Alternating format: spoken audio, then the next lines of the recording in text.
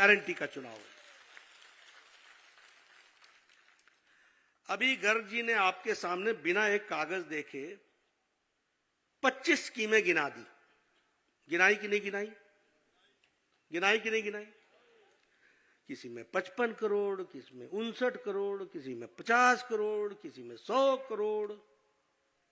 लाख में बात ही नहीं की इन्होंने। की क्या? इसलिए ये याद रखना कि इन्होंने आपके हितों की बात की है और 12 तारीख को आपने अपना हित देखना है। इस बात को हमको समझना होगा। इसलिए मित्रों, जब भी मैं चर्चा करता हूं, मैं भी यहां से 4 चुनाव लड़ चुका हूं, घर घर द्वारे द्वारे घूमा है। हमेशा मैं देखता हूं कि लोग चुनाव को छोटी बातों में फंसा देते हैं। मैं आपसे निवेदन करने आया हूं, अच्छा बगीचा तभी रहता है जब अच्छा माली चुनते हो। अगर माली कमजोर आ जाए तो बगीचा बिगड़ जाता है। और मिट्टी जब अपना हक अदा करती है तभी पेड़ अच्छा पौधा देता है, पौधा अच्छा फल देता है।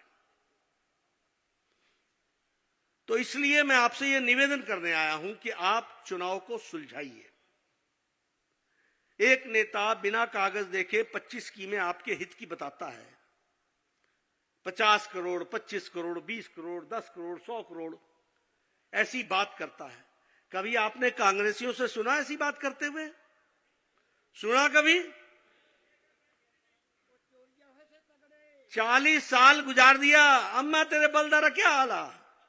सुना बीमार था आदमी, एरा पूछना नहीं, बल्द की बात करनी। और हमारे लोग बोले बड़ा बड़ा बड़ा बड़ी चिंता करता जी, मेरे बलदरी चिंता करेगा। वोट डाल देते थे आप, डाला कि नहीं डाला? अभी भी ये नेता ऐसे ही करते हैं कि नहीं करते हैं? आपने वो चुनाव देखे हैं जब बोलते थे सड़क निकलेगी, सड़क निकलेगी, सड़क निकलेगी, और चुनाव आता था तो पहाड़ में चूना लगा दिया जाता था और गांव वाले खुश, ए इतनी तो निकलनी सड़क, ए चूना जेड़ा लग गया। और चुनाव खत्म होता था, बारिश आती थी, चूना साफ होता था, 5 साल के लिए चूना आपको लग जाता था। होता था कि नहीं होता था? होता था कि नहीं? अब बोलते थे पानी आना जी, पानी आना, पानी आना। चुनाव से पहले पाइपें फेंक जाते थे और गांव वाले खुश, आएगी जी पाइपें, आएगी जी पाइपें आएगी। चुनाव खत्म होया नहीं, राती चक्की पाइपा, वापस आई पीएच डिपार्टमेंट। हुआ है कि नहीं हुआ है? मैं झूठ बोल रहा हूं क्या? मैं गलत बोल रहा हूं क्या? हुआ है कि नहीं हुआ है? और यहां आपका विधायक खड़ा होकर बोल रहा है कि 59 करोड़ रुपए में लेकर के आया हूं, पोंग डैम से, कोल डैम से पानी उठाऊंगा और आपके दरवाजे पर पहुंचाऊंगा। यह हमको फर्क समझना चाहिए। बोलो आपका रखवाला कौन है? बोलो आपका रखवाला कौन है? ये मुद्दे हैं जिस पर आपको चुनाव लड़ना है। ये मुद्दे हैं जिस पर आपको आशीर्वाद देना है। आप बताइए, आपने यहां से अनुराग ठाकुर को भेजा बटन दबाकर, तो धारा 370 समाप्त हुआ कि नहीं हुआ? भव्य राम मंदिर बन रहा है कि नहीं बन रहा है? देश तरक्की कर रहा है कि नहीं कर रहा है? कभी सोचा था कि बिलासपुर में all India institute of medical sciences आएगा? कभी सोचा था क्या? आने वाले समय में लोग चंडीगढ़ की पीजीआई भूल जाएंगे और दुनिया आएगी तो यहां बिलासपुर आएगी इलाज कराने के लिए। ये जगह बनी। आप बताइए, ये फर्क है कि नहीं है? कभी सोचा था कि देश का एक हाइड्रो इंजीनियरिंग कॉलेज अकेला वो बिलासपुर में होगा? सोचा था क्या? कभी सोचा था कि 4 लेन बनेगा और आप 35 मिनट के अंदर आप घरा मोड़ा का टनल क्रॉस करके कीरतपुर पहुंचेंगे?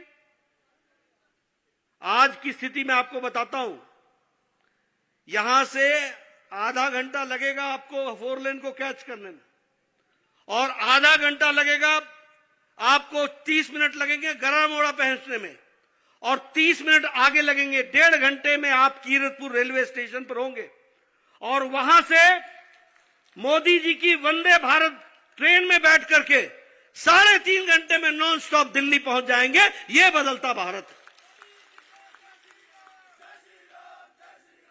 यह बदला है कि नहीं बदला है भाई?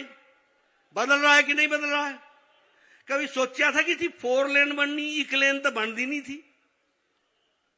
4 लेन 6 लेन, आजकल संजा घूमने भी लोग 4 लेन पर जाऊंगे, जरा ताजी हवा खाई लीजिए।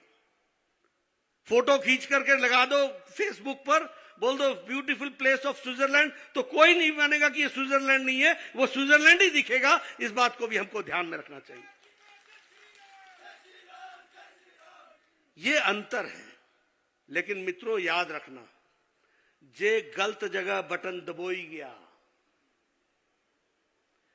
जे अपने पराये च फंसी गए, जे किती आखिर जी तिने नमस्ते नहीं की, मेरे ब्याह च नहीं आया, मेरे बच्चे रे ब्याह च नहीं आया, ये अगर आपके मुद्दे हुए तो याद रखना आप अपना नुकसान खुद कर लेंगे। मैं सीधी बात करने वाला आदमी हूं, मेरे को कोई टेढ़ी बात करने आती नहीं। मैं 3 बार विधायक रहा, मैं सबको बोलता था यार मेरे को तेरे पोते का बर्थडे अटेंड करना है कि शिमले का खजाने पर रखवाली रखनी है, बता मेरे को।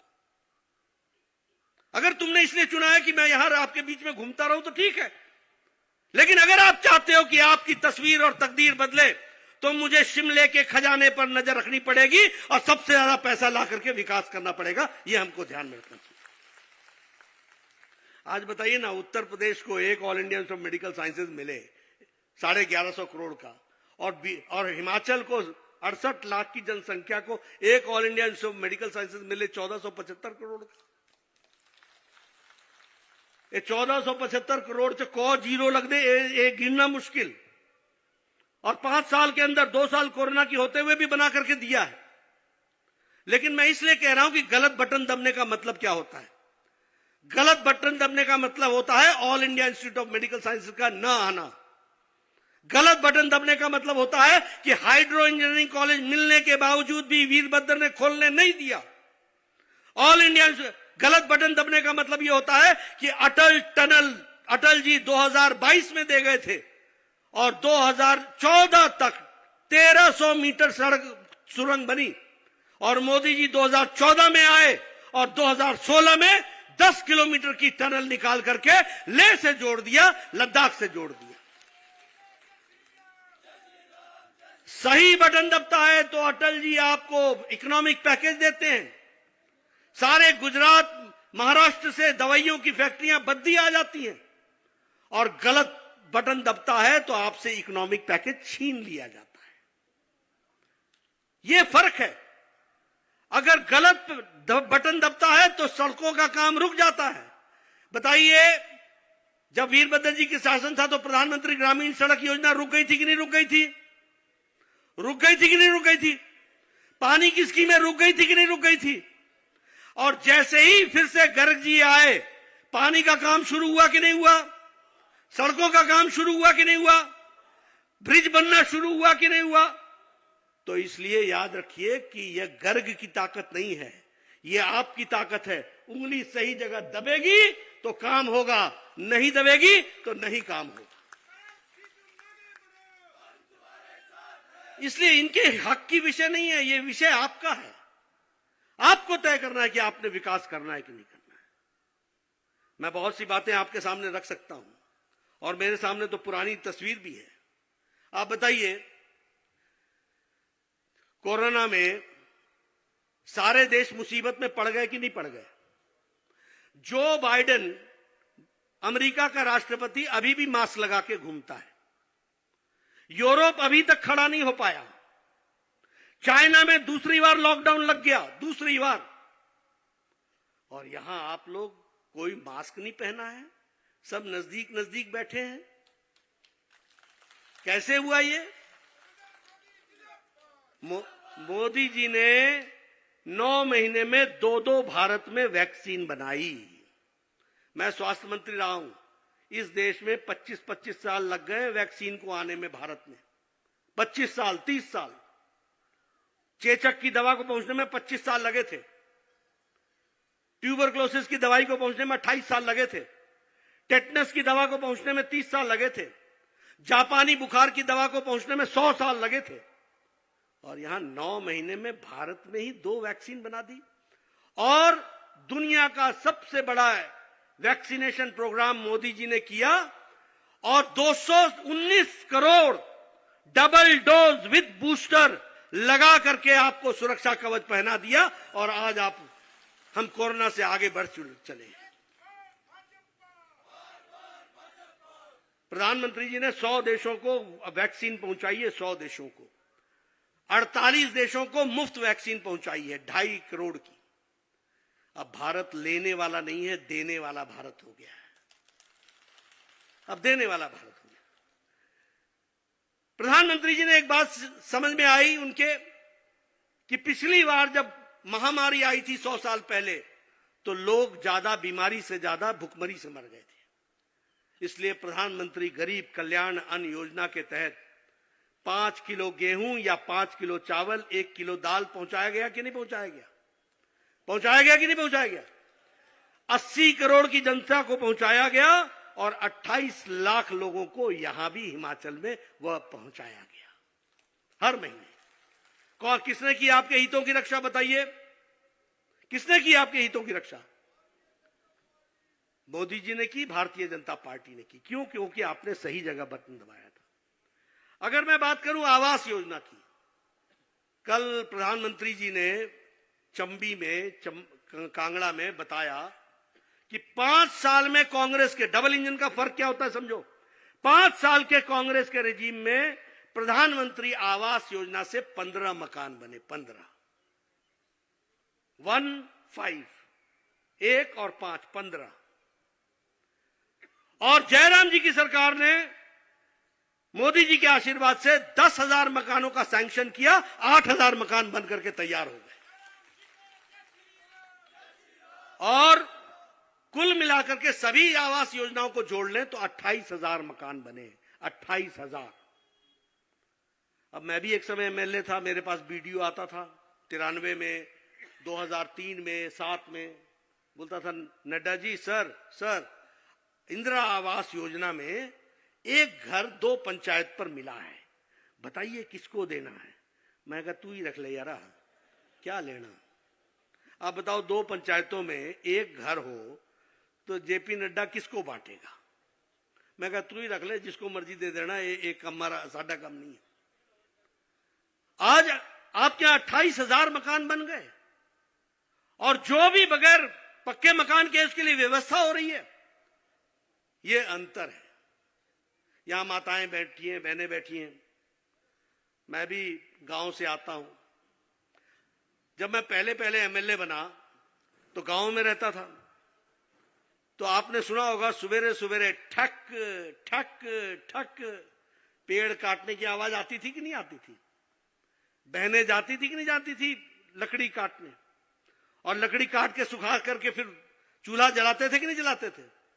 और जब वो ठक ठक आवाज आती थी ना, तब पड़ोसी भी बोलता था जी देखियो भाई हरे पेड़ तो नहीं कि दिक्कत होया करते। होता था कि नहीं होता था? कोई बात मैं गलत बोल रहा हूं? और फिर उसके बाद फूकनी लेकर के दे फू फू फू, और फिर आंखों में धुआं, फेफड़ों में धुआं। होता था कि नहीं होता था? आज बहनों को, अब उसमें भी अगर मैं आपको बताऊं तो कुल मिलाकर के लगभग 1,37,000 परिवारों को गैस का सिलेंडर मोदी जी ने दिया और जयराम जी ने भी 3,23,000 मकानों में कोई बिना गैस के सिलेंडर के नहीं रह गया। मैं ठीक बोल रहा हूं? मैं ठीक बोल रहा हूं? सबके घर में सिलेंडर पहुंचा कि नहीं पहुंचा? चूल्हा पहुंचा कि नहीं पहुंचा? अब आप लोग भी लाइटर का टक दबाती हैं, 5 मिनट में चाय, आधे घंटे में रोटी। होता है कि नहीं होता है? ये महिलाओं का सशक्तिकरण हुआ है। बहुत से तरीके अगर मैं देखूं तो समझ में आता है। आप बताइए, मैं जब एमएलए था